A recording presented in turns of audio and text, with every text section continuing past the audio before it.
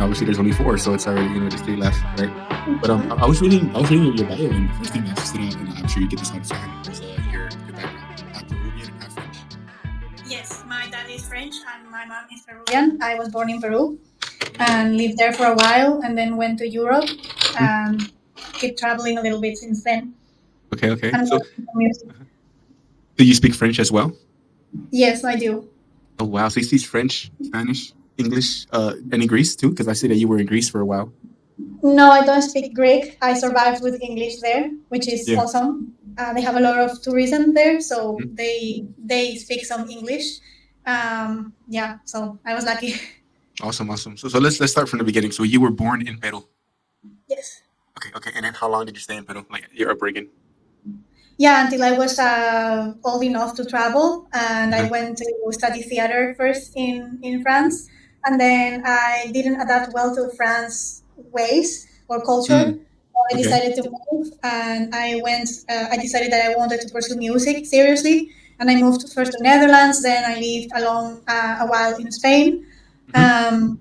Yeah, so I focused on the music and I started learning on my own first with online courses because I Hmm. didn't have the financial means to have like lessons or things. Yeah. And also at the time, conservatories and schools didn't consider that I was good enough, so I would never be accepted in conservatories, even though I Wow. tried. So I started learning on my own, and also I think it was a good thing that they never accepted me because then I Mhm. discovered like other ways of doing music far from the classical music and such. And yeah, they just life took me that path, and I just followed the hints that life gives you, like this is where you have to go. The hints. I've heard signs, obviously signs, and sometimes it reaches out to you and it grabs you. So it's not even a hint, but hint. That's a good one. Because there's also Yeah, little nudges here and there, and you got to see if you yeah, if you catch it. Yeah. yeah, exactly, and you have to be very very alert to see them.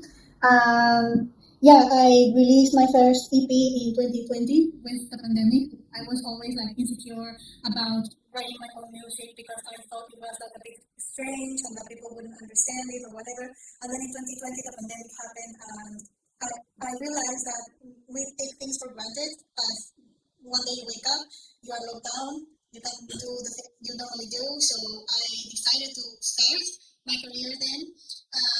And then time passed by, and I kept studying composition, music, orchestration, singing, harp, and I realized I would like to do music for movies. So I found a program last year, and I will enroll. The program will start in April, and it's about becoming a movie soundtrack composer. So I'm pursuing that path now. Okay. So that's a brilliant synopsis of everything you've accomplished so far. I mean, that's a lot to accomplish at such a young age. I mean, but going back, I want to touch back on the upbringing. So going from South America, Peru, to France, to Francia, you said that there was a culture shock there. Is it like the obvious one that I could think about as South America or Mexican? That vibrant, warm culture that we have as a people compared to.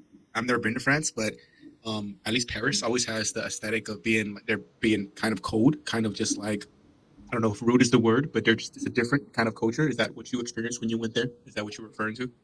No, I wasn't in Paris, and the few times I was in Paris was almost as a tourist. So I love Paris, and I have never crossed like rude people in Paris. Yeah. Actually, people are everywhere, but in Paris, since it's a main city, things Mhm. go fast and people are stressed sometimes. But I Mm. actually like that fast pace of cities. Or at least I used to like that back in the day. Mhm. But it's more that in South America you are either super hypocrite or super direct. There's no Mm. middle ground. So I was Okay. in the super direct team. I still am in the super direct team. And Huh. in France, culturally speaking, they are not. It's not hypocrite because they don't see it that way. It's rather that if they don't like something about you, they truly feel it's bad manners to tell you. They think it's better manners to talk on your back about what Okay. about Okay. you. Okay. But I feel they don't. At least majority of them don't see it as a bad thing. It's just how they Mm. is. They Is see it as a good thing because they're not confronting you with it. They're doing you a yeah. disservice. They're not Yeah. making you feel bad, but they Yeah. still Yeah. They're talking about you. they, Yeah, yeah, they yeah, still vent that out, and mm, so it was very hard for me because I would get in trouble with people because I would be too direct and tell people things that I thought about them, and that obviously didn't work well. And so I moved to Netherlands where people are very direct, like if they don't like you, no. And so I was like, oh, I like that. That sounds more like me. So, but Europe has taught me to be more refined, anyways. Like having tact to say things, like yeah. Tact. Uh-huh. there's a difference between being honest and being like offensive or Yeah, hurtful hmm, words. yeah. Of So course. you learn some etiquette anyways, and you learn ways to do things in a more um, productive way for Mhm. both parties. Yep. So that was a nice thing because I realized since in South America life tends to be hard, people Mhm, forget about manners, about etiquette. It's like mhm. they have so many problems that who cares about etiquette, right? And Yeah, when I came back to see my family years after, then I had like the shock back, like, oh, I yeah, came here with those European manners and yeah. force myself to give like good morning, hello, thank you, goodbye, have a nice Mm, day type of things. okay. And people are not used to that because everybody's in their hardships, right? Mhm, mhm, They forget about that, which is considered like basic manners in Europe. yeah, And so everybody is, I feel, is sadder because of that. Like people have a sadder day. And when I would come and say those simple things like hello, thank you, goodbye to mhm. everyone, that really changed the way they would their face and everything. Interesting. Really, yeah, it made a difference. Huh. So then I understood why some people would say certain things to me or behave in a certain way, and I Mhm, realized, hey, I was being like that because that's what I knew, right? mhm, Having no manners either. I wasn't that bad, mm, but details like for example going away from the classroom and you don't push your chair under the table so others can pass through, see what I mean? yeah. Okay. Okay. So just go leaving my chair there far from the table so it's Yeah. blocking the way Yeah. for other people. So that's Yeah. that's why that's what they meant is like can you pay some attention to your environment and not be Yeah. like a little Bambi that just goes around Yeah. and then I came back and I had adopted those manners, those ways of behavior, right? Mm, More refined if you want, and I so it was like, oh, I understand so many things now. Um, and yeah, so I forced myself to not lose that again, especially when I saw how that really was like a good moment for people like, for example, the bus drivers and the yeah. bus. We have, I don't know if in Mexico, I think you have that as well. It's like this person in the bus whose only job is to charge you the bus fare. It could It's be. not like Yeah. Yeah. And sometimes. Yeah. Yeah. In some places. Yeah. so for American people, they if they have buses, they might have like a card that you tap Mhm, onto something and that's it. mhm, We don't have we have mhm, a guy or a woman that is there going through all along the mhm. bus, charging you the bus fare, Yeah. and Yeah. Yeah. Mhm, you pay her cash or him, and mhm, like these people, I would notice no one would say hello to them. Like people are mhm, so into their own problems they mhm, just ignore them and so they become rude and yeah and harsh and refined and then I would go and say hello, thank you, have a nice day, yeah. and that completely changed their behavior. Like it's humanizing for them because they it's really wow, you can make yourself an idea on how crazy public transportation is in Yeah. Peru, in Yeah. Lima, and the traffic in general is very stressful and very alienating. So when you start being nice and polite to those people, it really wakes up something in them, like humanity. Yeah. Yeah, So that that's was really interesting. You're kind of blowing my mind because I have a fascination with Peru. Never been, but I want to go one day.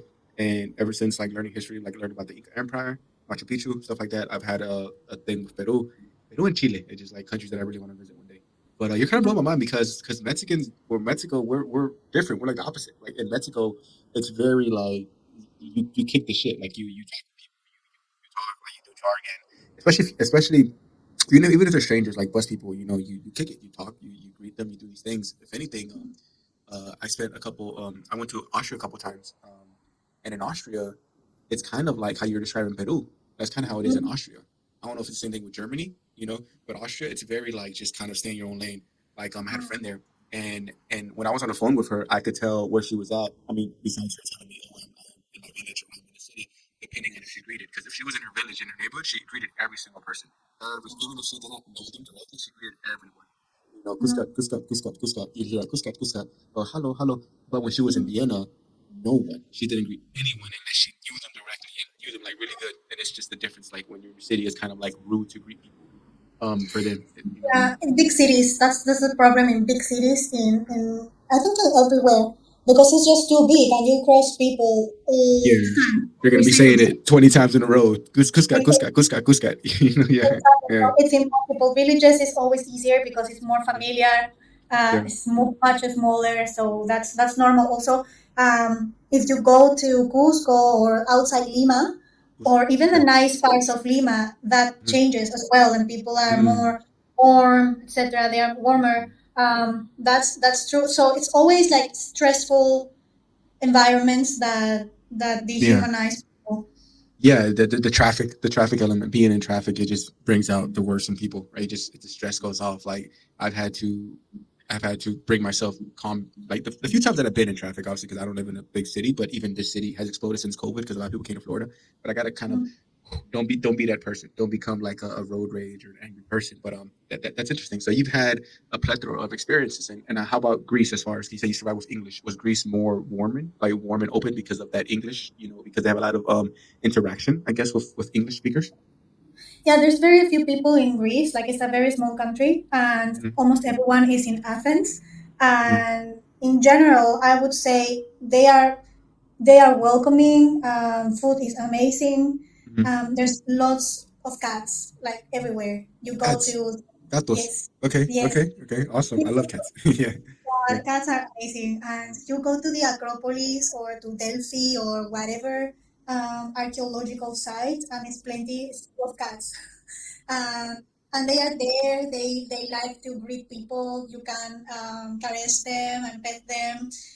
And I saw them at night when it's dark. Obviously, they go to sleep. You see the park. You see lots of little fur balls of different colors.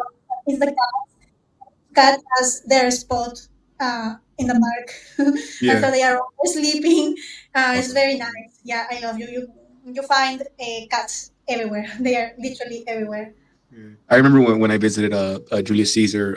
That's like my favorite, one of my favorite historical figures. But when I visited the site of his assassination in Rome, and it Mm. was actually bombarded with cats, like because it was kind of like dug down, and there was a bunch of cats there. And it was funny because all of the cats were pretty tough looking cats. Like they'd seen things. They looked pretty like they had like scars. You know, they had like one was missing a leg, like battle scars, battle cats. And it's like, of course, it would be the battle tough cats that would be at Julius Caesar's assassination site. So that was a funny little thing, a funny little tidbit there. But Yeah. so going on from that, and then going into music, you mentioned something, and I didn't want to interrupt you, but what exactly is that? You mentioned like getting into a musical. I forgot what you said. Like, is it like a school? Yeah, it's a program. It's an online program that has Mhm. university level. It's called Mhm. Momentum, and I will Okay. start that. I will start that in April, and I'm very excited about that Okay. because it's for becoming a movie soundtrack composer. So you do the So music. the difference between soundtrack and score, like, can you describe the difference? I mean, a score is una partitura. It's Okay. the paper where the music is written, but you can call that film scoring as well. It's the same. Or Okay. a movie Okay. soundtrack is the music for a movie or video games or documentaries or So ads.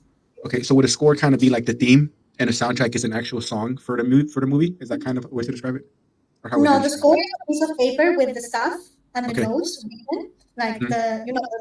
the partitura, the things written. There's Okay, a so music. it's the actual thing because that the reason I asked that is because people may not be familiar with it because these words are used interchangeably like in society they're used like score and soundtrack, so that's what I'm saying. So the score is the actual paper and then the soundtrack goes on it. Okay. The Uh-huh. soundtrack is what you hear, and the Okay. score is the written form of the piece you are hearing. Got But it. you can say film scoring or movie soundtrack composing. It Got you. means the same.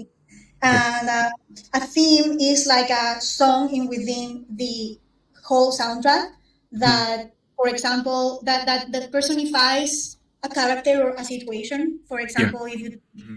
Lord of the Rings, you have Yep. the Rings theme, and you have Yeah. Saruman's theme, Yep. and Gandalf's theme, and everyone The has orcs. Yeah. Anytime the orcs come on, you hear the doo doo.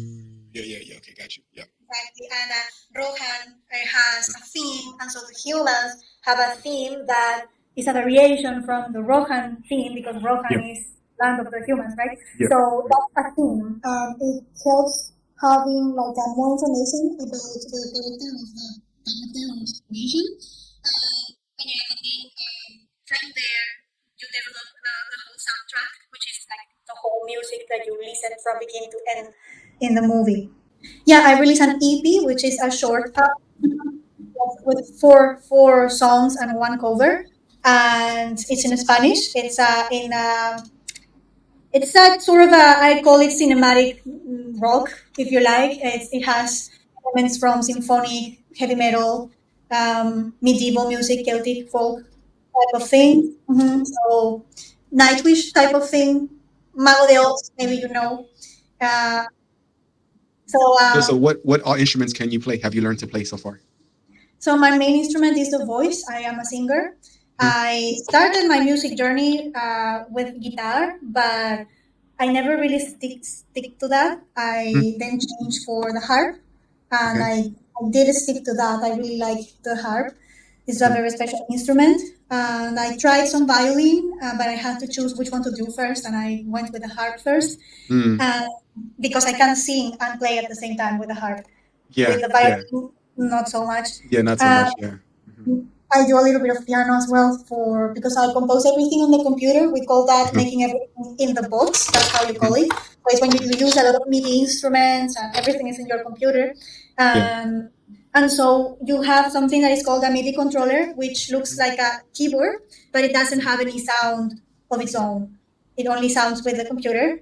And so basically, it's a keyboard, so you play it like a piano. So the better you are at piano, the easier it is for you to compose things, and so I do some piano for that. So I focus more on I want to create music, and so the reading becomes a means, which because it is a mean to something, which is creating the music or playing someone else's music, rather than the reading for the sake of reading music.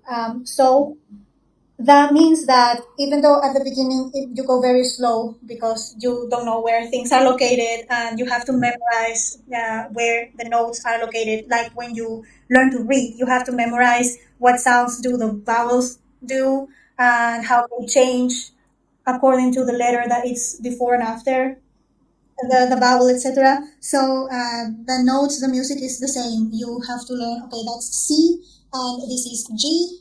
That is marked by the treble clef. It shows you where E is, and then you have different clefs that will show your notes in a different place, etc. And so it's just practice and practice and time. And I just didn't realize much, but one day I was reading it kind of fluently because I spent so much time struggling because I was writing the music. So at first it would take so long, but it's obviously it's doable. It's just repeating and doing it without thinking, oh, how slow I am. It's normal. Even now with very complex scores, I have some trouble obviously because there's so many notes and so many instruments going on. But you get used to that. I always been solo, so that's another reason why movie soundtrack composing is actually um, a great venue for people who like to work alone. Like I love sharing with other artists, but when it comes to my vision, sometimes I feel like I haven't found people who have the same vision creatively as me, or the same how you say, like the same curiosity for the same things and the same type of sounds. Yeah.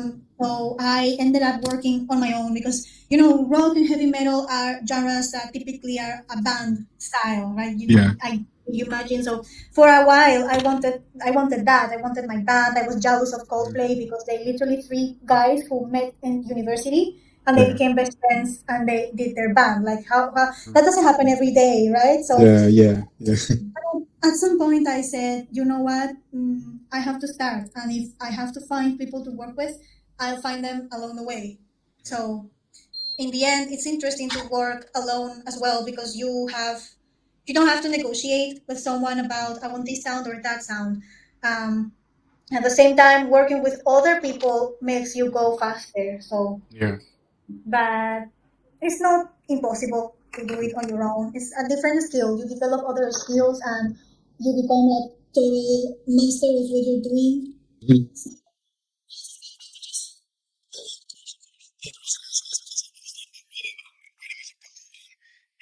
Does that translate over, or do you know, like, could you understand if you saw like a conductor doing the hand gestures? Could you kind of understand what he was trying? What, like, does that come from reading and writing music? Like, what? Because I see that, and I just see a guy going like this, right, pointing at Mhm. people. You go like this. Like, can you kind of, do you understand that?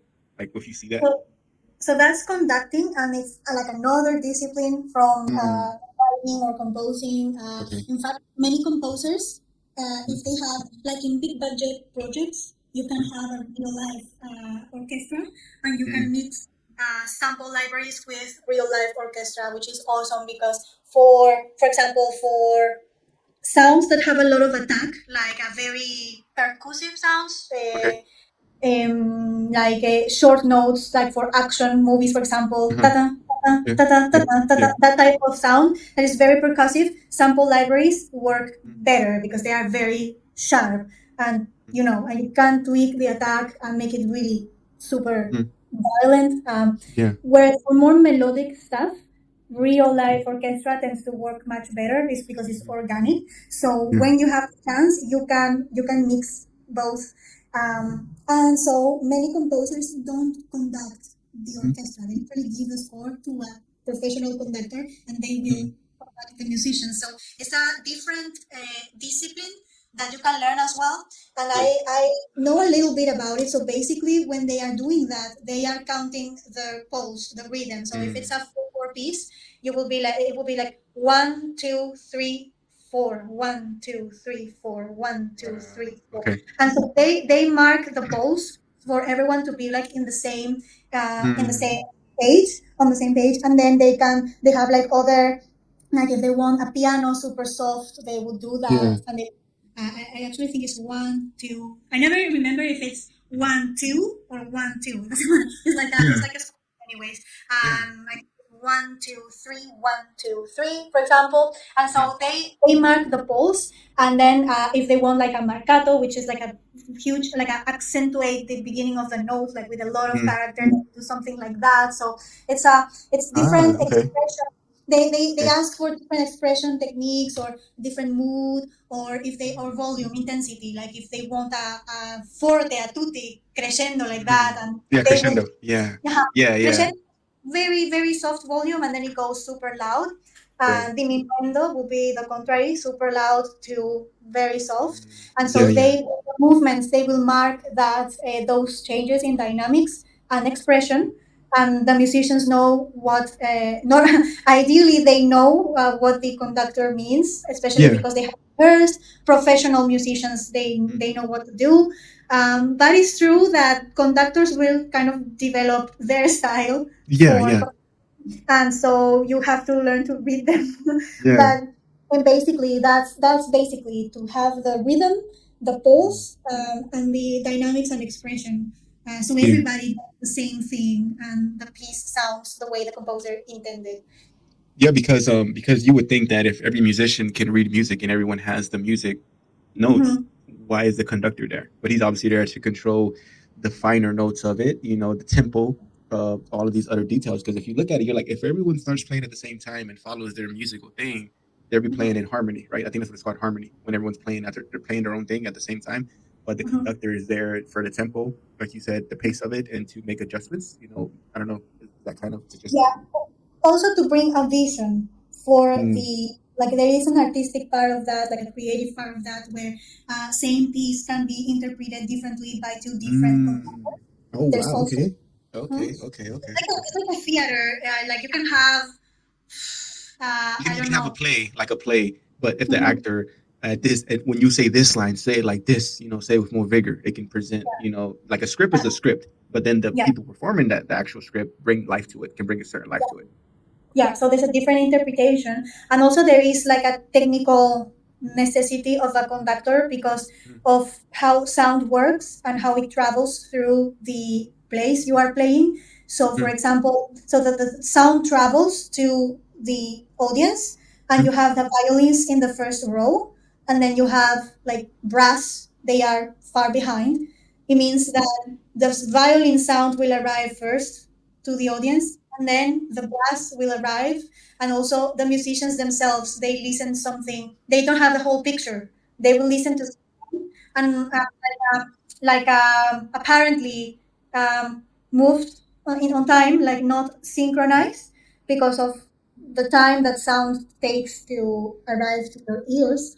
So the basically the work they do is the brass know they have to start a little bit before, so in the end we receive the whole thing like on time and at the same time. So also the way the orchestra is organized has to do with the timbre, the sounds, how fast that sound gets to the audience, etc. Which sounds are more intense, so they go behind to not eat out the other sounds, etc. overwhelm it. So, are you familiar with the movie Whiplash? No. Oh, it's Which it's a one? great movie, Whiplash. You would probably enjoy it. It's, I mean, I don't know if drums translates over, but it's like drums. It's like a drumming movie, and Okay, there's like a conductor. how do you spell it? The Whiplash, WHIP, then uh-huh. LASH, Whiplash. Whiplash, and it's about a drummer. You say a It's jazz a drummer. drummer. Yeah, I think it's jazz. It's jazz, and the With conductor, the with that conductor is teacher a that was cruel with a guy, something like that. He had a teacher that was super cruel. yeah, the teacher. Yeah, I think I've seen like a trailer and never got to see the movie for yeah. some reason. I don't know if it translates. I mean, I'm sure you would connect to it. I mean, because there's some music translation there that happens. You would kind of relate to it. But I remember like there's a scene where, like you said, he's a tough teacher. And most good teachers are tough teachers, right? But he's like over the top tough, and he Mhm. keeps saying, "Not my tempo, not quite my tempo," and he keeps making the guy like their hands are bleeding for so much strumming. But to me, they all sound good. Like everyone sounds great, but he's like listening and he's like, no, something, this one's off, and he's doing it with every single person, and also tuning the instruments. That's another thing too, right? You have to tune your instrument, you have to play it, tune it. So it really does a good job of showing to me, the musical idiot, all the things that go into it, into rehearsal. To tuning it that day, tuning it like this. Okay, we're playing in this kind of note, we're playing in this. So like, as far as you with the harp, is that something that obviously you have to do? Like, do you tune it out like every single time you play it? Do you kind of just like have to tune it, like retune it, depending on the music, or just in general? With the harp and with wooden instruments, really depends on the Mhm. weather. Okay, the So weather. Oh, okay, yes, because of the okay, the weather, huh? because it makes the wood go a little bit bigger, or Yeah, like like that. expand. Okay. Yeah, Uh huh. temperature changes will expand, or the contrary to expand the wood. Yeah, So condense. Yeah, condense yeah. and expand. Yep. Mhm. Okay. And so in certain weathers, I won't need to tune my harp so much, and in Mhm. other weathers, like when it's too hot, for example, I would need to tune more often. So there's that. If it's a very new harp, for example, I bought an electric harp that it came with a kit that you assemble yourself. So I assemble it and I put the strings. So those strings have to get the correct tension. So you have to calibrate them, and so they get out of tune super fast. So in theory, I should be tuning twice per day during 15 days. It's been a month. I haven't tuned so much. Um, yeah, when it's new, you have to be patient until the thing gets stable and it doesn't get off tune as much. So yeah, I my songs that I have are in Spanish, but I'm also writing in English. Some of them. It's gonna be an album based on, like, inspired by my own interpretation of Emily Dickinson's poems. So Emily Dickinson is a poetress from the end of the 19th century, and she has a very symbolic way of writing. She was published after her death, so she never intended to publish her works. She was rather writing for herself, and then I think it was her sister who found the poems and decided to publish that. And people went crazy. They loved what she was doing. It was a time for symbolic movement. There is lots of metaphors and topics like death, the afterlife, spirituality, etc. So it's a very, very Victorian type of Gothic type of literature, and I find it really lovely. So I am preparing an album, and obviously her language is English, so it makes sense to do the songs in English as well. Yeah, so it's for example, I have the book here. For example, I started with one that is called "I Died for Beauty, but it was scarce." So that's like the first. That's the poem I actually discovered first, and I loved it. So I went on. I bought the whole one of the editions of the whole anthology, like with a selection of her poems. And let me check for the one 60. So it says, I died for beauty but was scarce, adjusted in the tomb, when one who died for truth was lain in an adjoining room. He questioned softly why I failed. For beauty, I replied, and I for truth, the two are one. We brethren are, he said. And so, as kinsmen met at night, we talked between the rooms until the moss had reached our lips and covered up our names. So, basically, what it means, because it's very kind of mysterious, hard. So, it's two people who have died and they were buried one next to the other. And the one who is telling us the story, the one who says, I died for beauty but was scarce, she died for beauty, that's what says. And she asks the other person why had they died. And he or she says it's a he. Uh, he asked her first and he said, I died for truth. So there's thousands of interpretations that you can have uh, from that specific phrase. And so it's this idea of truth and beauty are the same. If something is beautiful, it's because it's true and good. That's a like a philosophical idea that comes from Plato and this type of people. And so when he says the two are one, we brethren are, it's like we're connected, like we died for the same thing because beauty and truth are the same. Uh, so they were talking until the moss had reached our lips. So basically, when they were completely forgotten, those ancient tombs that are covered on moss and grass, and yeah, time passed like a century maybe. They are completely gone, and no one remembers them anymore. So they sort of disappear into oblivion. But in the meantime, they keep talking through the tombs. So that's the type of thing. That's the growth of this woman, and I love it. I love it. So what I do is like interpretation. So I die for beauty, and I don't remember my own lyrics. I have them. It's not even finished, but my song, it would be a duet, and it says like my lyrics would be something like, I died for beauty, it lives for me, but it's pale and torn apart, hiding in the colors of my poor forbidden art. I died for beauty they failed to see, couldn't fly above the pain, longing for a new sky, but they shot arrows at my wings. I died for beauty, now I'm all alone. So that's the beginning, super happy.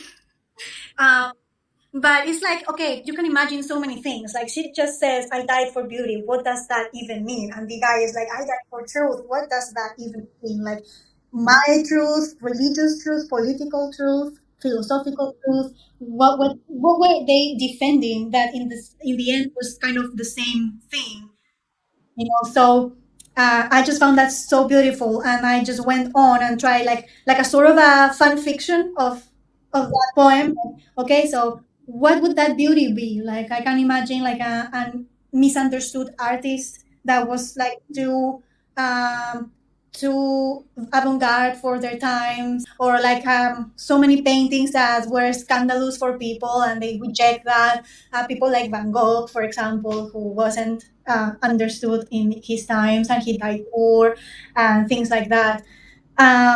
So that's kind of the interpretation that I'm giving it. I have to still do like the truth part of the song. So what's the male voice responding to? Okay, I died for truth, whatever. When I started, I asked myself, okay, what I am if I'm still newbie to music and I Yeah. still have a hard time like coming up with melodies. Mhm. What I am good at? Okay, I'm good at writing, normal Mm. writing. lyrics. So I started writing lots of lyrics, and actually, my four songs, all the lyrics came first, and then I did the. Awesome. But the moment, and that one was also the lyrics first, I think.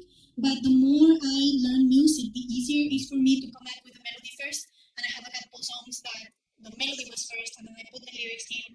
And you can see the difference in how that affects the form, meaning the structure of the song, when you start with the lyrics or when you start with the music. I never started with harmonies though, at least not yet. Always I tend to start with the music, I mean the melody first or the lyrics first, Awesome. which I told is actually a good luck because melodies seem to be like the hardest part for many people. Yeah.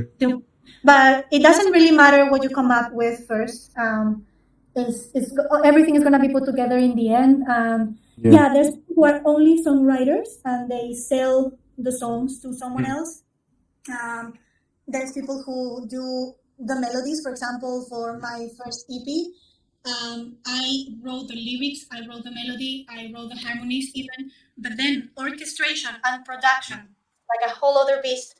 And at that time, I had no idea how to do that. It was very daunting for me. So I left that to a producer who actually gave life to what I had already created and put it like into a shape to Yeah. be put out there and understood by people. Now, since I'm learning to compose, I finally understand so many things, and I can create like even the orchestration myself already. It's a win. But there's nothing wrong into having like a team for people. Like you have someone who's very good at singing, but they don't write. Okay, bring the best writer you have, and then the best producer, and great things can come up. It's more about what you want to do. Like I really enjoy every part of the process, and I enjoy singing and writing and mixing a little bit. I love learning about all those stages of the process, so that's why I do it that way. But it's fine to have other people, other experiences and ideas that Of enrich course. what you're Yeah. Yeah. You also have to follow the creative juices. So like the creative juice, if it's flowing for the lyrics, follow it. Grab doing. onto it and just follow it, man. The creativity is going to be there, and that's awesome that you're doing it. Because you said it's like fan fiction, but this is like fan fiction to the nth degree because you're adding music to it. So when you're reading it, you're like, because I do a weird thing. I thought it was weird, but I think as an artist, you won't think it's weird. But when I've so far I've only have like I would have released 6 episodes. But for every episode, when I release it, like when I publish it on Instagram or something like that, I want to have like a certain theme for the episode, right? So if I release it on Instagram, when I release like the album art or the podcast cover art or whatever, I look for a song that kind of captures the essence of how the episode went, like the theme of the episode. And it takes me like sometimes days, sometimes hours, but I listen to my music like on shuffle and new music, and okay, that's the one. Okay, this is the one. This is what I hear when I think about the episode. This is a song that I connected with, and that's the song that I share it with on Instagram. For example, I talked to someone 3 weeks ago, and then when I heard Nirvana, "Smells Like Teen Spirit," that's in my playlist, obviously. But when I heard it, it clicked. I was like, okay, this episode smells like Teen Spirit. Boom, boom. Title of the episode smells like Teen Spirit. So that's something that I kind of do. Like the music kind of talks to me as far as how the episode, the dialogue went. So you're doing the opposite because you don't have the music yet. You have the poem, and then you have your words, and now you want to create the music. I'm just choosing from music that's already created. You're creating it from scratch, which is Yeah. impressive to say the least. Thank you. Yeah, it's important to have a project that inspires you to really go deep on it, and it's not very easy poetry. Her poetry is not easy. Like when I read it first, it's like okay, when you translate to Christian language, it's totally normal, very intricate type of writing. And she was very innovative in her times, and with the rhymes and everything was really like special, very special. And that's why they liked it. It was like the perfect time for her to be discovered because they were looking like the movement, the literary movement of the time was looking at that kind of thing. And death, what happens after death, was a very important topic because there was a lot of death in that time. Like there was a how you call tuberculosis. How Yeah, you tuberculosis. Yeah. Yeah, there was a pandemic of tuberculosis at that time, and many like along the whole 19th century in Europe only, it took like 40% of the people, like throughout the 19th century. So everybody was losing people, and when you read literature from that time, it's a topic that's always present in in their lives. Yeah. So And that that might that have been, was that before the Spanish flu? I think that might have been before the Spanish flu or after, yes, maybe. no, Oh no. because Spanish flu was right after World War I. Okay, okay. So Yeah, yeah, yeah. So that was before. Okay, okay. mhm. Yeah, yeah, So yeah, those topics about death, afterlife, um, also ghosts, yeah. supernatural stuff as Yeah. well. She explores that a lot because what else can be talking through Yeah. tones, right? Yeah, and So grieving too, the grieving process that comes with death. 'Cause obviously, we have our own curiosity based on religion, based on whatever you believe about death, but also the grieving process that comes when you lose someone to death as well. yes. So in this case of this poem in particular, they might be sharing the grief of losing life Hmm. in the quest of defending their ideals. Hmm. So there's also this.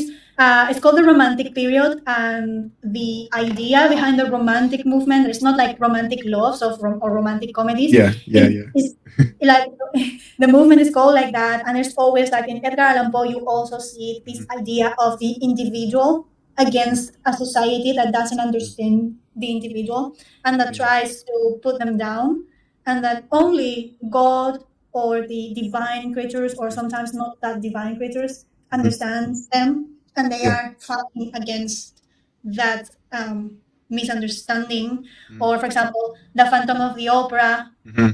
like a supernatural being, is just a person who became a villain because society rejected him.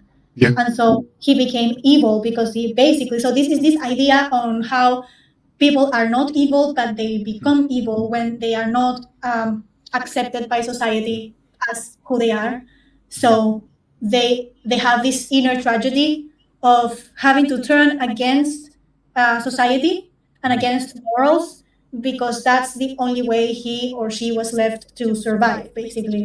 Yeah, of course. Uh, and the happy ending in a romantic literature movement is that both lovers die Yeah, Romeo because and Juliet, all that. Yeah, yeah, both. because society doesn't want them together. So if they stay Yeah. alive, they wouldn't be together. So if they die and then they go with God who protects them, they can be together forever in the afterlife. So it's Yeah. that.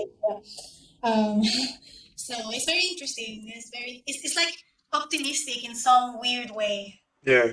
Yeah, yeah. You would think it's pessimistic, looking at it like, if I can't be with her, then, we're both gonna not be alive. But it's something that during that period, and even after, obviously now, it's funny that you have to make an explanation about romantic period and not like romantic movies because there is a difference there. It's a bit more tragic, but like also beautiful in a way. It's like a beautiful kind of tragedy, like when these surroundings, these kind of romance periods that you're talking about, because that's what we see. We see the tragedy of it, the beauty of it, and like the tragedy. It's like this one thing that people say about stars, stars like movie stars, that the ones who shine the brightest, don't last that long. But we see it with a lot of like they call it 27 Club. I've never heard about that, but like a lot of artists have died at 27, Oh yes, around yes. 27. So it's something about like the stars that shine the brightest. They erupt quicker. So it's something like that. It's something with romance. It's like you have it all and then you lose it, right? It's like it's this tragedy, like the star-crossed lovers, like Romeo and Juliet. It's something that we see with that time period, They and it's really interesting. Yes, and also they explore a lot like the morals. They were questioning a lot the morals of their times because when we Mhm. talk about 19th century, people really have this idea that they were super prudish Mhm. and yes, somewhere, especially in the upper class, Mhm. because of their habits and rituals and traditions. But Mhm. the reality is that very, very different. They were human and many girls have had to had like their 19th century version of sugar daddies to be able Mhm. to do there. So they would be like lovers from rich guys. So Mhm. they would fund their studies in art or whatever. Mhm. So they will have lovers. The artists, the male artists, would have lots of lovers as well, and they Yeah, the whole they were Casanova, all that. Yeah, yeah. they weren't saints at all. They were Mhm. living life because living experiences, having experiences.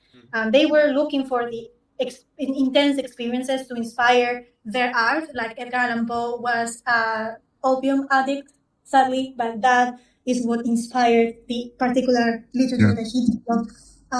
For example, you have Tales of the Urberville and also La Dama de las Camelias. I don't know how to say that in English, but they touched upon that problem of the rigid morals Mhm. that actually punish the wrong people. So in Tales of the Urbervilles, she is just a poor girl that gets she gets deceived by a nobleman because her stupid father thought that maybe they had a familiar connection with that family because of the names, they were similar. So he sends Tess away to see this nobleman, like, ah, hey, we are also from noble family. And so he deceives her and rapes her, and she and gets her pregnant.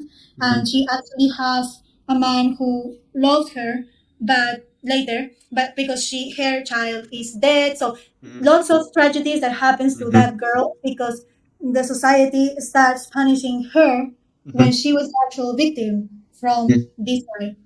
Yeah, And yeah. but they were saying, no, it's your fault, like you did those bad things, whatever.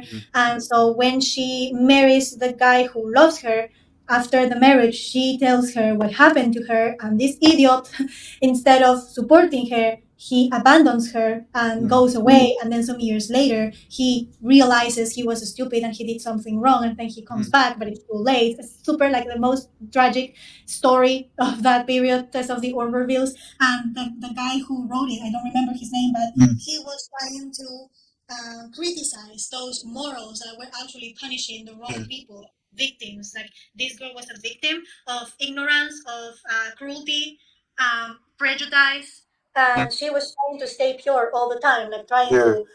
to overcome that horrible thing that happened to her. And then the other, La Dama de las Camelias, I don't know the name in English, but that's Alexandre Dumas, the father, Mm. the son, sorry. Is the I father should of know the this son? one. I should know this one because Dumas. Yeah. Okay. I don't know that. Okay.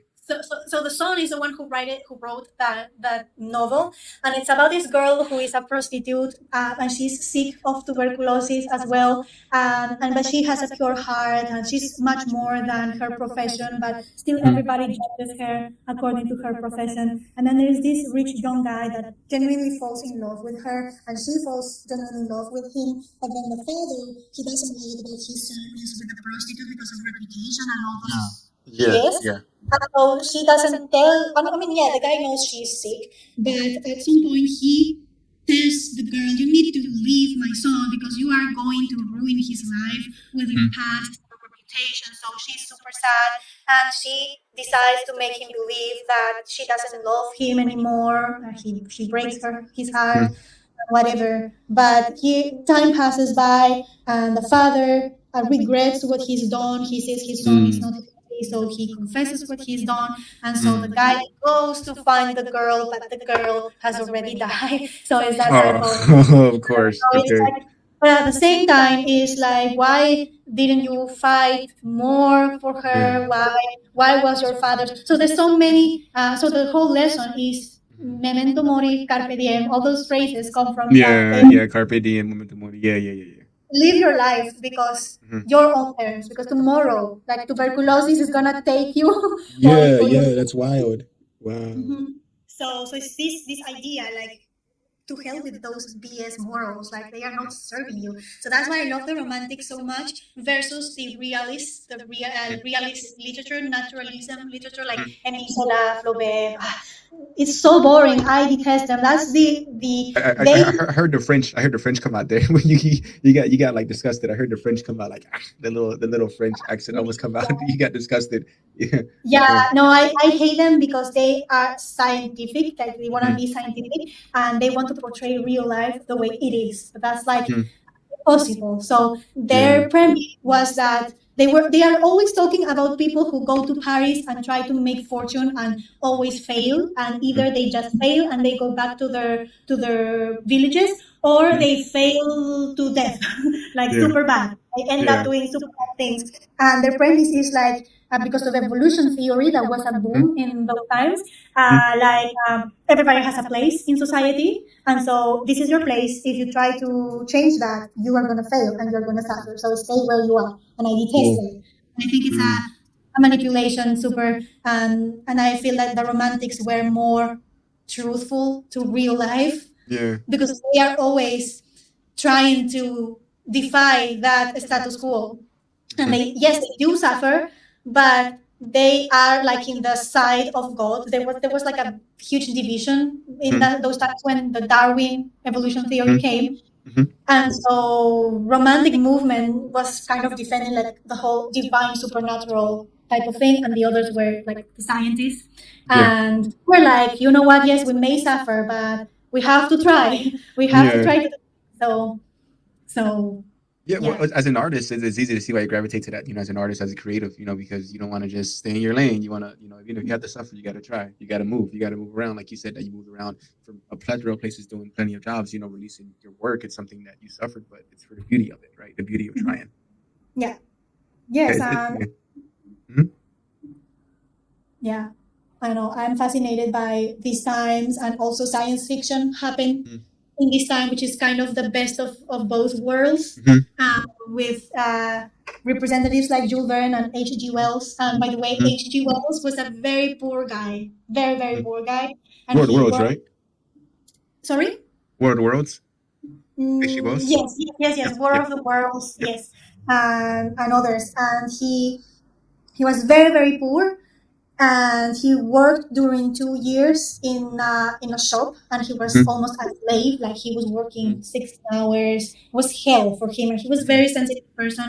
And he went to his mother like, I can't bear that anymore, etc. And then he went to a teacher that he had, and the teacher was like, he took pity on him, like he said, you know what, you are smart, you write well, I'm gonna give you a chance. And so he hired him as an assistant, and then from there he studied a lot, and he became H.G. Wells and actually made a lot of money with his novels. So that's real life. You see, it's not like, oh, stay in your lane, because if you try to stop being poor or to be an entrepreneur that we call today, you are gonna fail and stay where you are, right? And it's like, he's one of the numerous living proof that the naturalist movement didn't understand real life at Yeah, the all. the Like, human spirit. Yeah, yeah. Like yeah, like we say in Mexico, I don't know if you say it in Peru, but te la tienes que rifar. Like you got to sí. risk it. You got to go for it. You got to risk it. So that's something that I totally agree with you. And I think it carries over to my life that now I'm I guess in modern times what you would call a romantic. Like I'm a romantic, like in whether it be Mhm, relationships or just in general. Like I'm a very like I don't know if emotional or sensitive is the word, but I guess a romantic is a better word for me because I see like the romance in the human struggle, whether it be relationship or interpersonal relationships or personal relationships, stuff like that. But I do consider myself a bit of a romantic. I've been told that I'm a romantic. Like I've been told by people that I met, um, and not in a bad way, not in a good way necessarily, but they're just like, no, Bernardo, you're too much of a romantic. Like you're thinking, you're looking at the situation with too much of a romantic lens. You're romanticizing something, right? And it's mhm, something that we're told now in modern day. Do you kind of mhm. see that? Do you deal with that in your personal life, like with romanticizing certain things? Yeah, there's a difference between being delusional and having a romantic, like in the literary sense Yeah. of the word, vision of the world, like Mhm. feeling like this anti-hero, or that you have those Mhm. ideas that are very deep and that you cannot talk about that Mhm. with many people, right? Mhm. Like the way I understand it now, like in 21st century, is like a Mhm. sense of depth.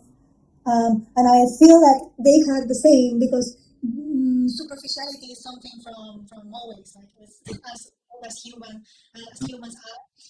And so it's this idea of having really strong feelings about things, and feeling things very deeply, and Yeah. that people don't get it necessarily. Yeah. So Yeah. I have good news for you, actually, because the style of movie soundtrack composing that we have today, with these huge orchestras and a lot of low end, you feel the bass, the low note there, and it's very epic, etc. We know that apparently we are in the post romantic movement. So Mm. we Okay. are we are Yeah. in the good.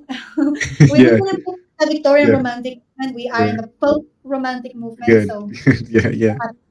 Yeah, it's something that I've noticed since middle school. Since middle school, there would be music, and I would listen to it, and I would just be very like. I mean, I was a teenager, not much care in the world, but with songs, it would be like if I'm struggling, some kind of heartbreak, some crazy, romantic thing going on, some struggle, and I would have friends that be like, "Yeah, it's a good song, but like, it's just a song," and I'd be like, "It's just a song. Like, what do you mean it's just a song?" And I'm over here, romanticizing the struggle that I'm not even experiencing. I'm a 13-year-old little mhm, kid, but it's something that I see with art and and culture and stuff like that. mhm.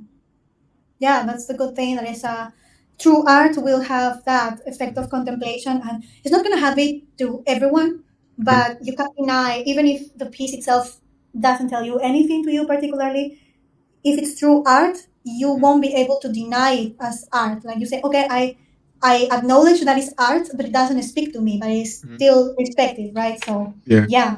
But many people won't see it because many people are comfortably numb, like the Pink Floyd. Oh yeah, but it's that's a good one. That's a good pun right there. They're completely numb.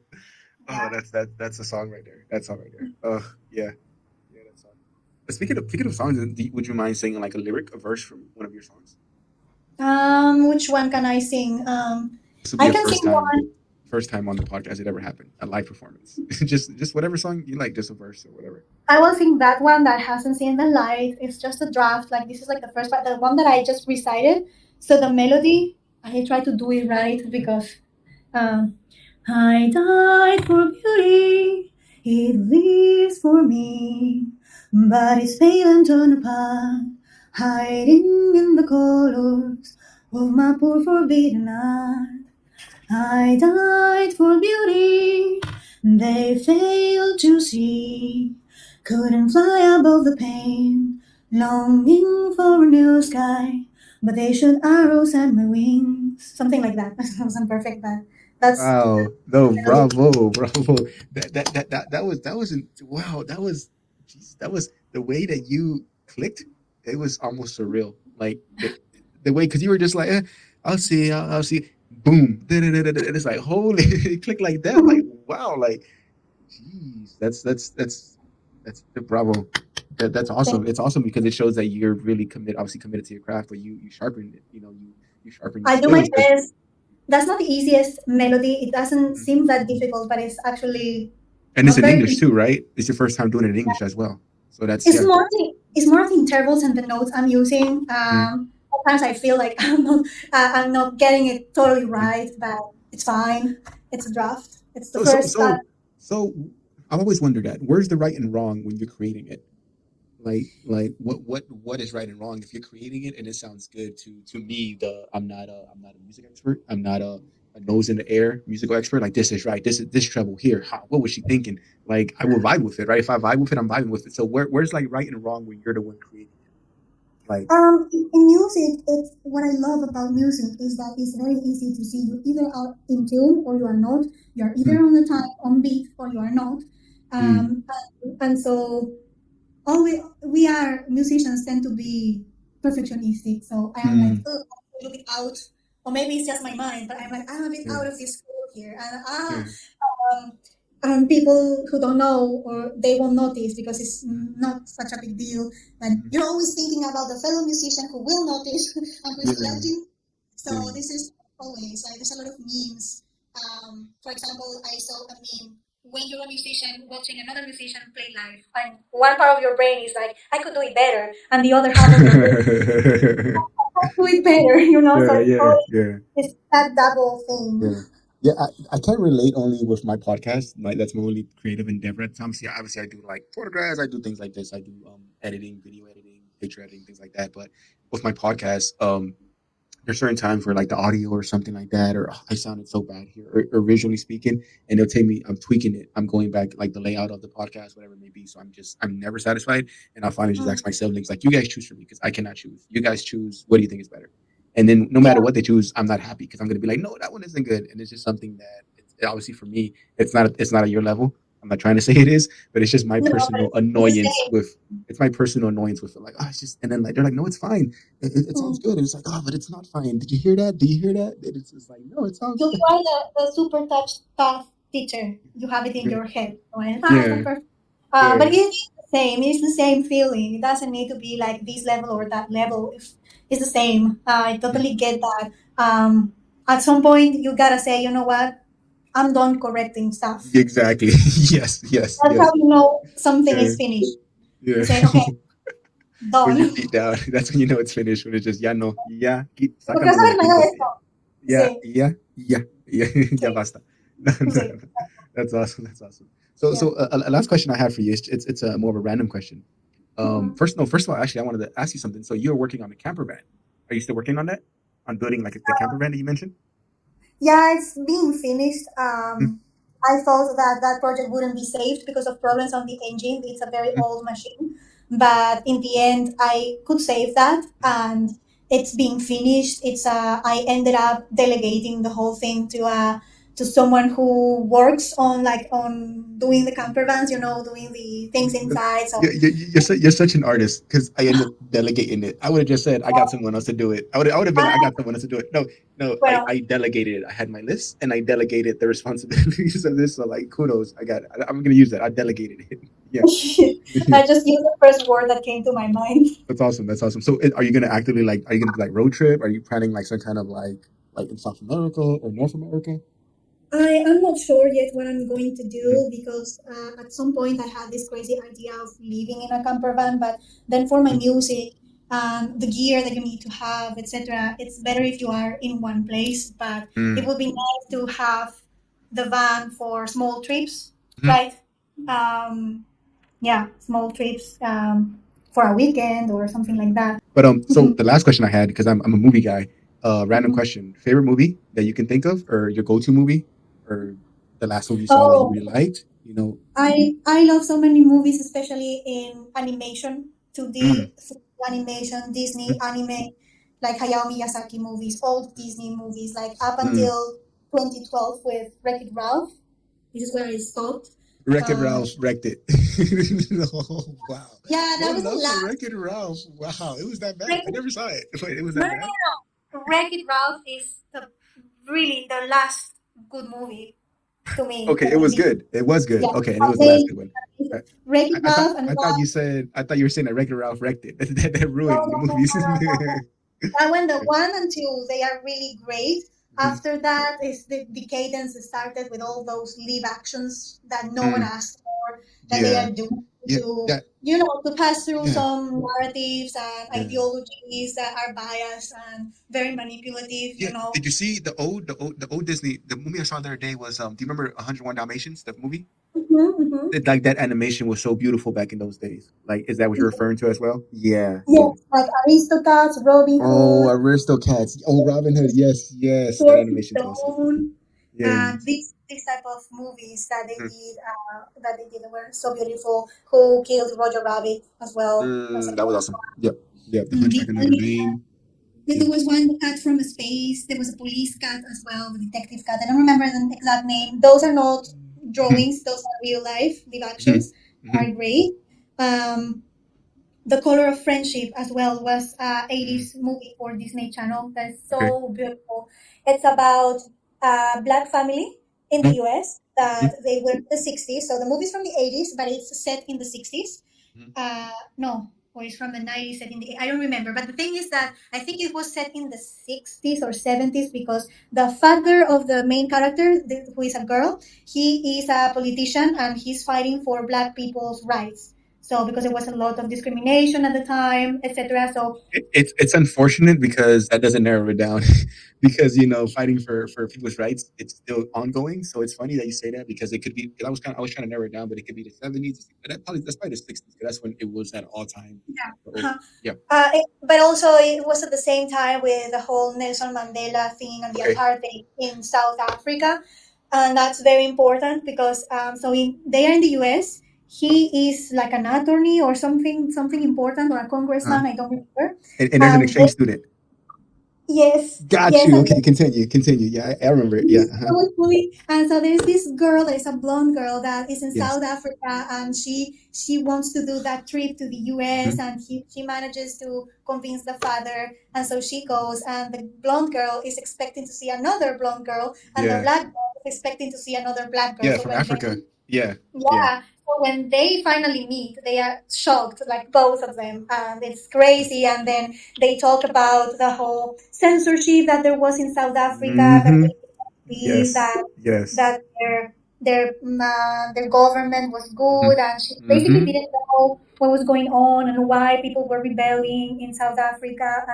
And so in the US, there was a whole movement to bring awareness to what was going on in South Africa, etc. And they show you how the girl starts reading forbidden books that were Hmm. forbidden in the country, and so she Yeah. starts seeing, the truth behind all that.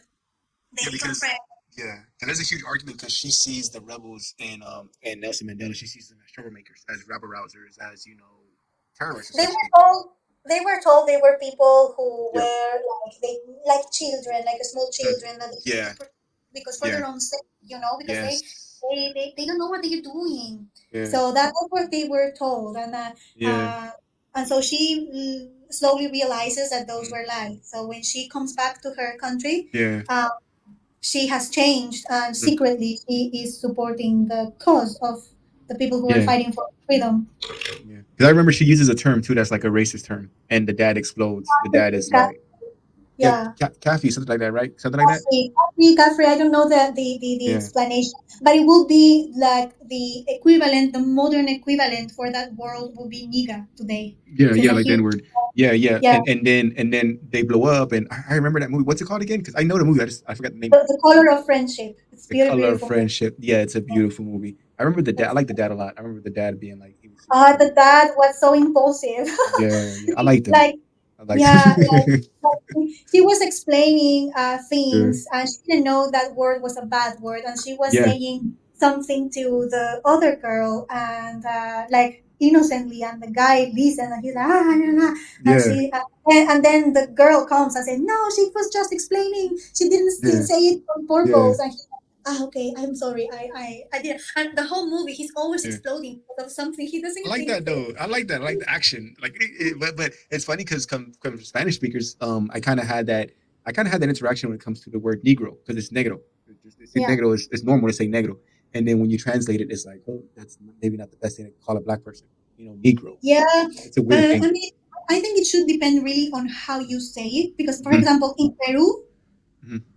they don't like that you use the word negro, even if it's just you are just saying, well, so this black person was passing through, let's say, and they take it as an insult, and it's like when if you are telling a fact, like it could be this Chinese that was passing through, or this Hmm.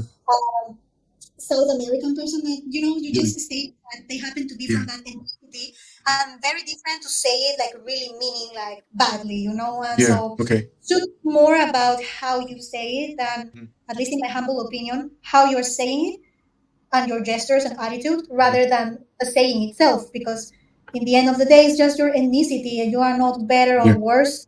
Mhm. For example, if someone tells me, oh, so this white thin woman out there, like Mhm. I won't get offended Yeah. because I am a quite thin woman. Mhm. But if they say it in a despiseful way, it will Mhm. be like, ¿qué tienes? Yeah. Yeah. So, Yeah, like in Mexico, we say moreno. We don't really say negro. We say like moreno. That's what we say, moreno yeah. instead of negro. And also, Yeah. obviously, how you say it. If you add a pinche to the beginning of it, that brings it. Yeah, that's anything you say if you add pinche in front of it, pinche whatever. Yeah. That's like okay, it's clear. It's clear what the intention is there. Yeah, exactly. So it's more about that, because the problem is that you can't be around life alert for the possible offense that someone is going to do to you in some way or another. You can't live like that. You have better things to do than worrying if someone is saying X thing in a bad way or in a good Mhm. way. And if someone is discriminating you or treating you badly for whatever reason, then that person is not going to be in your life, and that's it. You just Mhm. goodbye, and that's it. Like with anything, right? If someone disrespects you in any way, is Yeah, chaito. yeah, it's chayito, chayito. Does they say it? Ciao, bye, chayito. Ciao, chaito. Don't you know that one? I know ciao, but I've never heard chayito. That's good Ay, though, ¿cómo chayito. no? It's No, Mexican, chaito, no. sí. I heard ciao, ciao, Sí, but chao y chayito. chavito. Sí. No, false No. information. No, it probably is Mexican. I wasn't raised in Mexico, so that's probably why. Chayito, though. I'm gonna run down my source. I'm gonna double check you. Or Chayito. maybe it's Peruvian. I just mix because we like It adopting might sometimes. be.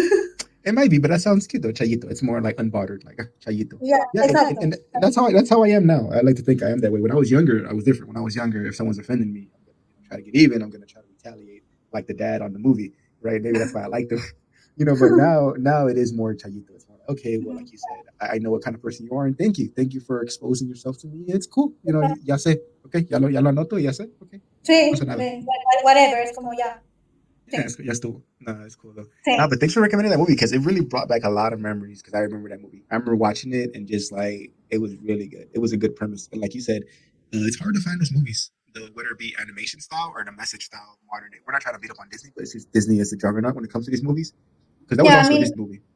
they are Yeah. on Disney Plus if you are willing to Mhm. pay for that.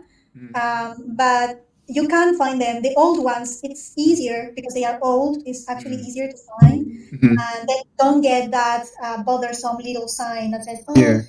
he has like things that were wrong, Oh, like he because gets of the." it. Oh, really? Okay, okay. That's Because in okay. the aristocrats, for example, they are Ooh. like there is a Chinese cat at some point that is playing Okay. a pentatonic scale. Okay. The pentatonic scale is the one that sounds. Uh-huh. Yeah, yeah, yeah, yeah, yeah, yeah, yeah, And this kind of the cliche of Chinese music is yeah. the Yeah. pentatonic scale. But the pentatonic scale is everywhere. It's in rock, it's in blues, it's Mm-hmm. in jazz. It's not Yeah. only for Chinese music. But the Mm-hmm. thing is that basically in those times, something that they did super right was that even secondary characters would have a personality.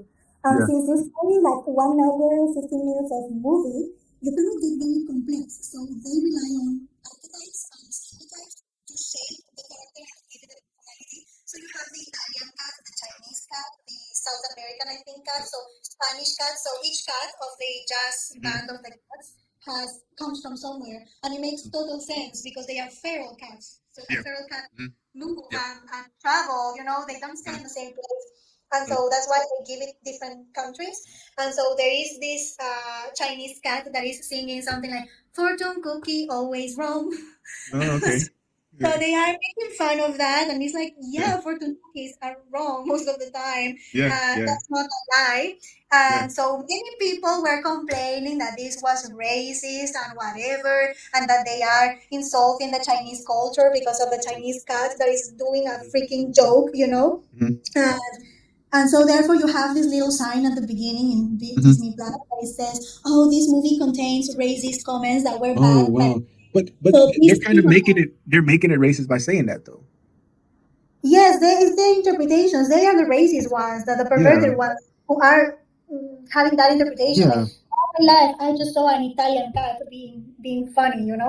Yeah. And it's, Yeah, it so would be, it's it would be, yeah, it would be like having an Italian cat going like this and talking, hey, whatever it may be. yeah, And the way I think about it, Speedy Gonzalez, the cartoon, right, El Raton, right, and he's like arriba, arriba, arriba, arriba, he's like Mexican con sombrero, and it's like, yeah, yeah, it's kind of like it's a joke. It's like, okay, cool, but all it takes is one person to be offended, I guess, and then it changes yeah. But everything. Because I mean, I can't you tell every can't single be. Mexican how to feel like it. I can be like, to me, it's not a big deal, but it's something that. It's not. This is the people who are actually not from the culture who get more offended because cultural appropriation and whatever, and it's just silly. It's like you're seriously wasting your energy on that. Like there's real problems, and even within the Aristocats itself, Mhm, the opening song of the Aristocats, I think has more reasons to be signaled, mhm, to be pointed out mhm. than the Chinese cat. Yeah. Because at least in the Spanish, Mhm. the song says something like, no se juntan con malcriados, los Mm, aristogatos, solo yeah. más juntan con malcriados, ni con Yeah. gatos Yeah. de Apalache. Like, Yeah. they are the aristocrats, they don't mess with feral cats, they Yeah. are like elegant. It, So it, it's a very it's a good film. It's very social class and commentary. It's really good like yeah, that. so it's like if you want to get offended by something on that Mhm. movie, at least do it for that song because that Yeah. song is just like it's Yeah. literally saying we are noble cats and we don't Yeah. mess with feral cats Yeah. and pure cats because they are Yeah. well behaved and we are refined cats. And that's literally the lyric. Yeah, like At that least one. so I would get more offended by that Yeah. one Yeah. than by the Chinese cat. Really, it's just And how did you feel about The Emperor's New Groove? Did you watch that one too? oh yeah, I love it. You love it with Peru and everything. It's good though. Yeah, I recommend watching the Spanish translation, like Español de España, and Mhm, not the Mexican. I'm sorry to say. mhm, So I think it was much better when there was just one Spanish mhm, version because it, mhm, it mixed the best of both worlds. For example, mhm, in the Aristocats, again, mhm, the two dogs, mhm, that there's two dogs in the movie, and mhm, they give them Southern Spanish accent. That's mhm, very like Andalusia, very particular. and that you and so the dog was talking that way and it was super funny and they used the different accents to create like the different personalities of the Okay. different Okay. cats. So that was fun. Yeah. And for example, there was a horse as well, and the horse has a Mhm, French accent. mhm, That was funny. And now what else? it's like whatever Spanish you choose, everyone has the same. Okay, Yeah, okay, I got and you. I it's got you. another division too, where everybody is like, no, the Spanish version was better, or the Latino version was better. And if you are Latino and you prefer a Spanish version, then you are betraying your Mm-hmm. team or Mm-hmm. whatever. And it's like, I'm sorry to say, Aladdin is better in Spanish, and then Enredados, Tangled is much better in Latino. So Mm, okay. this, the Spanish version of ¿cómo es? Veo la luz. Na, na, na, na, na, na. La canción, the song Arabian of Nights. no in Tangled. I'm talking about Tangled. They have Tangled. Okay, okay. I don't know that one too you know bad. Okay. Rapunzel. Did you see Rapunzel? I see. I saw it. I can't remember. That's the one she's in the tower, right? Tangled. Yeah, my sister Yes, loves it. I had a friend who loved it, but my I can't favorite. recall it. Okay. Yeah, Everyone and it likes it. Yeah, has Tangled. Yeah. nice. So it's amazing. To me, it's better than Frozen, but people is gonna kill me because more people love Frozen, and I Yeah. prefer. Tangled. Mm. I hear that. I hear that Tangled is better than Frozen. I heard that. It is. It Yeah. is Frozen. I saw Tangled. I just can't recall it, but I saw it. I Yeah, didn't watch no, Frozen. it's really good. And so there is this song that I see, and at last I see the light. I see the light is the name of the song. And in the Spanish version, I'm sorry, they ruined it. They ruined it, the song. The Latino version is so beautiful. It's just Mm-hmm. perfect. Aladdin, for example, is much better in Spanish. And The Emperor's New Groove is Mm-hmm. always better. It's also better in Spanish, Mm-hmm. ironically, because there is this scene where ay, se me has cortado el rollo. It's like he was Uh, in his groove. yeah, So yeah, someone cut out, someone interrupted him doing something, yeah, and he's like, me has cortado el rollo, y lo lanza por la ventana. He yeah, throws yeah. out, and so he falls on the other main character, Mhm. and he's like, no le cortes el rollo al emperador, así todo Yeah. in panic. No sé cómo se llama en inglés. Well, But in don't his fuck up his groove, right? It's essentially the yeah, groove, right? Don't he something fuck his like that. groove. Yeah. But in Latino, I don't know why they did like I don't even remember what they said, but it wasn't that funny. A lo mejor la onda. No, ni siquiera es una onda, es como mi estilo, algo así como mi estilo. Yo Mm, tengo que ver el estilo. Como, ¿por qué mm, me fastidiaste esa frase? Estaba tan yeah, bien. yeah. Estilo doesn't work. Yeah, No, no me cortes el estilo. No, no, no funciona. no, no. It's awesome. It's awesome. No, but see, that's why I love movies, man. Movies are awesome. Do you have any movie that you love as far as more like live action movie, like drama, something like that? Historic drama, I It- like. it- yeah, historic drama. Uh-huh. Fantasy as well. Lord of the Rings, Carnival Row, which is a series Mhm. from Amazon Prime. So amazing as well. Really good. Still waiting for the second season. Um, Yeah, yeah, those types of movies like Harry Potter as well. yeah, Fantasy. And yeah. Those are adaptations universally loved. from books as well. Which one? Yeah. Adaptations from books I Okay. Hmm. like Roald Dahl. There's many adaptations from Roald Dahl's Hmm. books that tend to be good as well. Yeah. Yeah, it was something with Lord of the Rings because Jim Carrey he. movies also. Which one? Jim Carrey movies Oh, Jim also. Carrey movies. Yes. Which one is your favorite Jim Carrey movie? The Mask. The Mask The is my Mask. favorite.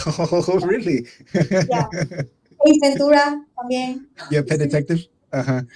Ace Ventura is better in Latino, for example. Like Yeah. in the second one there's Africa, tierra de vasta belleza, and he's going Yeah. like Yeah. that. And Uh-huh. it's a normal road, so there wasn't any Yeah. need. Yeah. It's Africa. So No, yeah, because that's part two, right? When nature calls, that's part two. Y la that's primera está en Miami. Ajá, la primera está sí, en Miami. La primera. sí. Siempre me da risa cuando se está escondiendo from the landlord y tiene la palma y se está como tapando y luego he gets to the door and there's already a pile of palms from so many times that he's done it. Ya tiene un montón de palmas allí. Yeah. Es verdad. Yeah. And then he's like Ventura. And he's like, see Satanas? Or like, see Satan? Like, yes, Satan. It's really funny. Yes, something like that. Yeah, Yeah, yeah. he's carrying all the animals. No, but that's funny that you said the mask because I remember when I went to Cancun, that was a really funny thing because they got the Coco Bango down there in Cancun. And In Playa del Carmen, they have a Cocomomo as well. I, Worst. I was in Playa del Carmen, which is a city nearby Cancun, Okay. and there is a Coco Bongo out Yeah, there. yeah, right. Yeah, and I remember I was with someone who's just from Austria, and she was like, it was her first time in Mexico, She's like, do Mexicans just love the mask? Like, why? Because there was a big guy with the mask on, the whole mask thing, and they had like a statue of it, and they had the Coco Bango, and I was like, I don't know. I mean, I guess, but Mexico's funny because Mexico's kind of stuck in the '90s sometimes. Like, there's certain things that are just like very retro over there, but that's funny. The mask. Yeah, the mask is really the first one that I've seen from him as well, and it has this sort of cartoon-like Mhm. style. Yeah, Uh, cuando el perro se pone la máscara también, right? Yeah, yeah. Mi perro Yeah, I remember I like the villain. Cuando el villano se pone la máscara del villain, I like that guy. He's a good villain. He looked good. Yeah. No, that's a good movie. That's Yes. a good one. That was a good one. Nah, but I want to thank you for your time, and I appreciate this. It's really funny going from your background to music to then movies, and that's really funny that you talked about the animation style because I was just talking about someone about that too about how yeah like now animation okay I guess it's improved, but hay algo como the antiquity of the old animation. There's something there like el antigua. Me encanta pues. It's very like soothing almost to me like the 101 Dalmatians. That one when it shows the city, like the city backdrop, it's just ugh. And then the jazz that's being played, es muy bonito. La música y todo eso. And Sleeping Beauty as well, very beautiful, Mm, very yes. innovative of animation for Yeah. by the time, and no one appreciated it. And still today, no Mm, one appreciates it. They are all caught up in the the Sleeping Beauty is sleeping the whole movie. Yeah, because it's a Sleeping mm. Beauty. Yeah, I remember Yeah. también las brujas. Las brujas before they were maybe I was younger, but las brujas siempre they terrified me. Like in every movie, the witches the villains Ah, very very well done. Like the yes, Snow yes. White one, the Sleeping Beauty one, even Ursula from the Little Mermaid. She scared Yes. me when I was younger. It was so well done. It was like very like whoa. And I forgot which one it was, but there was also a movie where it was like a wizard that became a dragon. I forget which one that Yes, was. that's the sword in the stone with Okay, Merlin. yeah, yeah, with Merlin. Oh man, that There's movie. a villain, there's a villain witch, Yeah, and they yeah. have a duel. They have a duel, Yes, and yes, they have a duel. Yes, and that one, those movies scared me more than Chucky, more than like people getting killed, more than that. Those scared me more, like the witches, the oh animation of it. It was something wow, when I was younger. Yeah, because I was born in '91, so I was really young around that time. hmm. Yeah, they were evil, so they are supposed to be scary. I was never scared by them. I can't bear like horror movies like Chucky or Elaro. Mhm, I mhm. started to think it's like no, I can't with those. No te da gracia, like nah, you just avoid No, it. No, las no, odio. no, but that's cool. That's cool. I'm sorry. I thought we were gonna do an hour. We flew past it. I appreciate your time, bro. But No estuvo problem. muy gracioso. Thank you for your time, and we'll leave it there for now. Thank you so much for having me. No worries, and we'll link everything in the show notes. We'll have all your links Mhm. there, so people can check out your work and your future work and stay in contact with Okay, thank you very much. you. Thank you. Gracias. Gracias.